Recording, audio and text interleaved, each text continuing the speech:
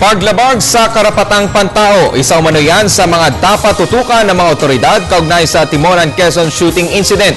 Ayon kay Senador Francis Chis Escudero, ang naturang madugong insidente ay isa umano sa mga patunay na talamak pa rin ang mga human rights violations sa bansa. Ito ay sa kabila ng mga hakbangin ng Commission on Human Rights upang masugpo ito.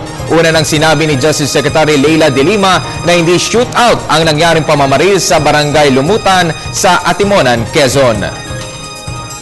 Well, kung rub out yun at kung talagang pinatay at inambush mo yun, maliwanag na may paglabag sa karapatang pantaong naganap doon at tila papunta na nga doon yung direksyon ng investigasyon matapos ang ilang paglalahad ng findings sa investigasyon. Halimbawa, na walang nagpaputok daw doon sa loob ng auto, nakaramihan daw ng bala sa auto ay papasok at hindi papalabas, na nasa gilid yung dalawang auto, tanda o hudyat na wala na lumaban.